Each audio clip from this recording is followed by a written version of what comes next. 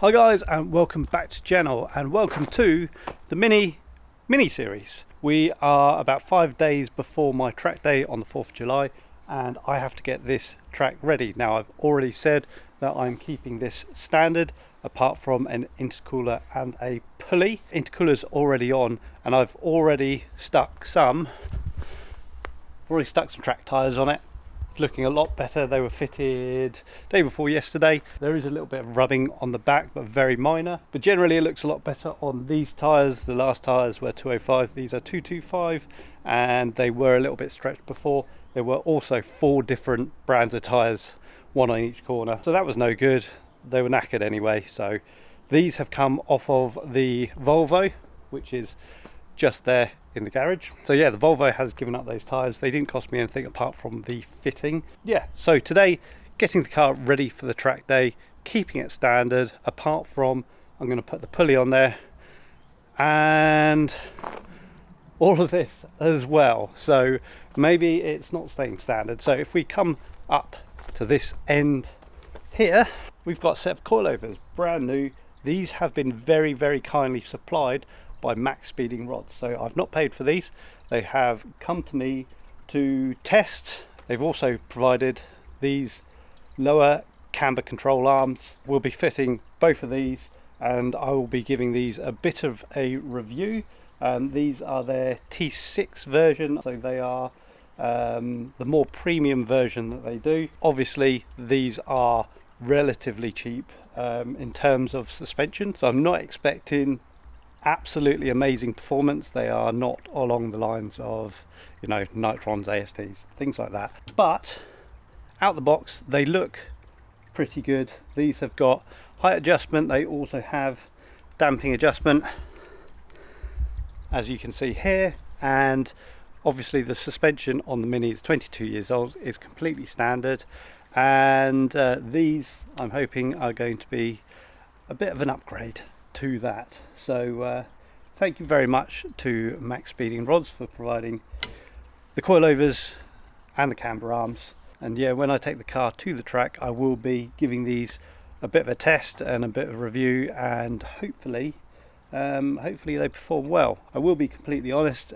although I have received them for nothing, I'm not going to tell you to buy them if they're not particularly good. So yeah, I'll be truthful to you on that. Next thing here, so I've been told that the brakes are a weak point on these, so I've picked up some R56 Cooper S discs and calipers. There's some pads in there as well. I will temporarily fit those. I do have some track pads in the making, so the track pads will go on, but I picked up all of this for £75 delivered, so that was a fairly cheap upgrade. Hello Paul. Paul has just arrived. Here we are, Mr. Paul Crowder, coming to help for the day. Thank you very much. Air filter, I wanted to replace the air filter anyway. With the pulley, I kind of wanted it to make some noise, so I've gone with a cone filter going on there. Plugs, obviously you want to replace plugs. Pulley and associated belt. I'm going to try and put the seat in. I can make some rails to sit on the bases, on the original bases in the car. So if I can get this in there, it'd be great, because I don't want to be hanging off the steering wheel whilst I'm going around track.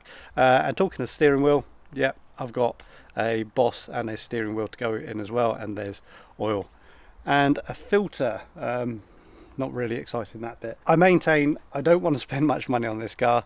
It does look like I've spent a lot, but the seat is an old one that's been kicking around. It came out the Volvo years and years ago, so that was just sat on the shelf. Wanted to do something with it, chuck it in the Mini, that'll do.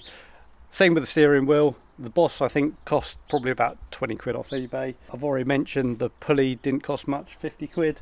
Belt was probably, I don't know, 15-20 quid. This was 16 quid. This was on offer on eBay. It's a Durenza one, so it's not really cheap one, but well, it probably is. Brakes, like I said, 75 quid, and this was all free.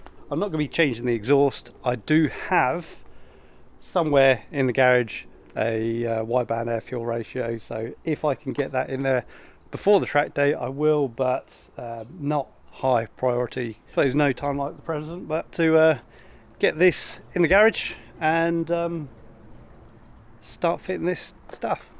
Catch up in a bit.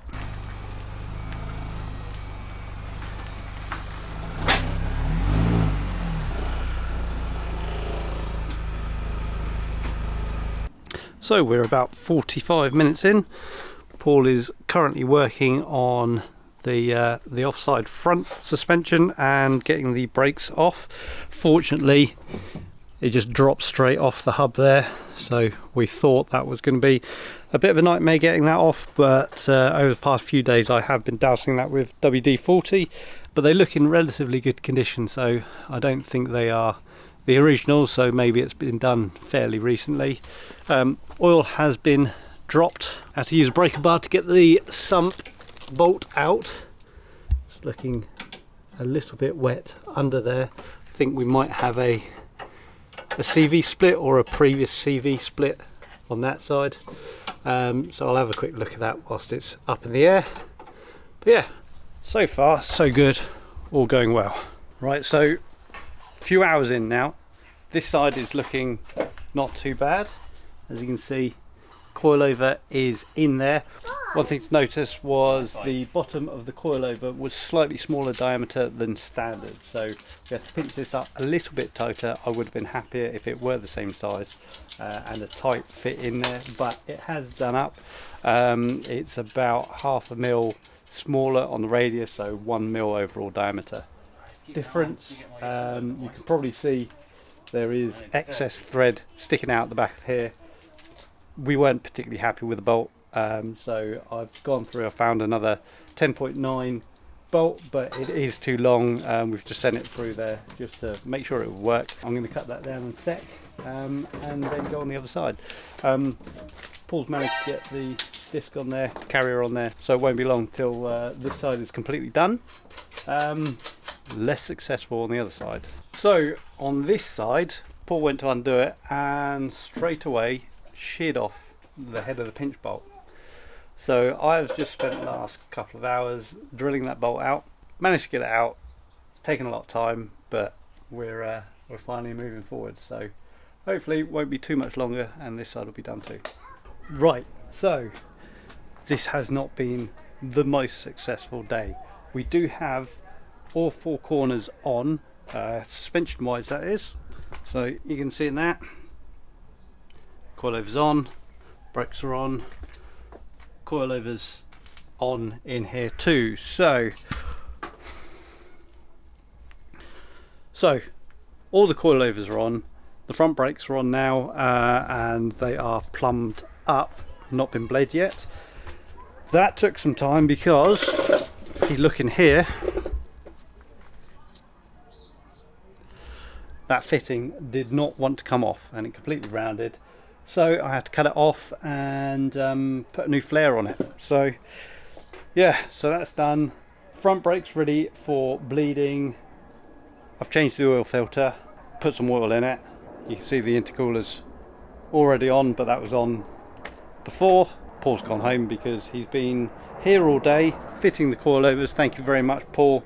Really thankful for your help. I'm just going to set these to a height, make sure that the basically just count threads and make sure that they're even both sides, and then I'm going to put it on the ground, see how it looks, and then I can adjust that, and then once it's on the ground I can have a go at the supercharged pulley. So yeah, as you can see, still quite a lot of stuff here to go on the car, and we're already at 4:20. So yeah, I've got to get a move on. Well, today has been an absolute disaster. I've just stuck the wheels on, but the first thing that I noticed was the inside of the wheel rubs on the coilover. Not sure if you can see that, and that is actually with a couple of 5mm slip-on spacers.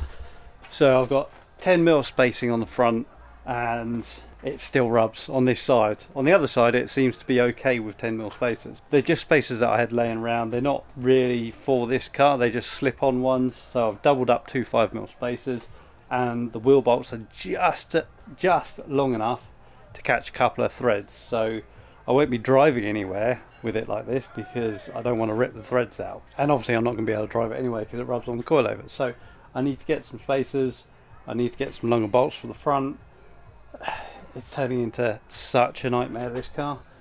I should have just left it standard, and I'm sure my wife would definitely agree with that. I'm going to lower it down for the first time, see how it sits on this suspension, and kind of go from there. So it is the next evening, and as you can see, the car is still on the ramp. Yesterday really did not go to plan. I was working on this till about 10 o'clock last night. I did get a lot more done. I didn't pick up the camera. I'm a terrible YouTuber. So what did I get done? I got the 17% reduced pulley on the supercharger. I'm just about to fit the new plugs and put the intercooler back on, and then it should hopefully start up and run. What else have I done? Brakes are bled, wheels are on kind of. I have ordered some 15mm spacers, so hopefully they can go on and they will then clear the coilovers, and then I'll be able to drive it properly. But for now I've stuck to 5mm spacers on the front, good enough to get the car from here to the end of the driveway, because Volvo needs to come back in here because it doesn't have a roof or doors or bonnet or nothing. So that is still outside. Annoyingly, it rained. Fortunately, not much bare metal in there. There is a little bit, but the cage is all painted. But yeah, didn't go to plan at all. Should have left it standard. Really should have. Anyway, I'm going to get these plugs in, intercooler back on, and then hopefully start up and run, get it out of here, get the Volvo in here, tidy up this mess, and then I'll catch up with you guys in a bit.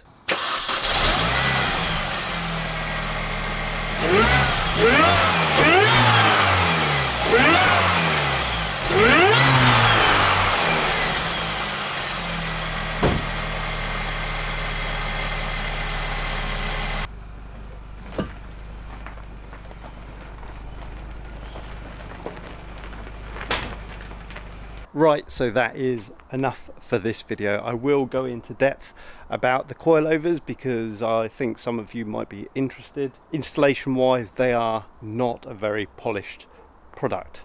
So yeah, there was a few issues with the installation, and I'll obviously cover that in full when I do the proper review once I've actually used it on track. A few people to say thank you to. Firstly, Paul, for giving up his day yesterday. Thank you very much, mate. I couldn't have got quite as much done without you here. And secondly, Stephen Dow, thank you very much. He lent me the supercharger pulley removal tool. It did save me a lot of time having the right tool there. Chucked it on, pulled the pulley off, no problems.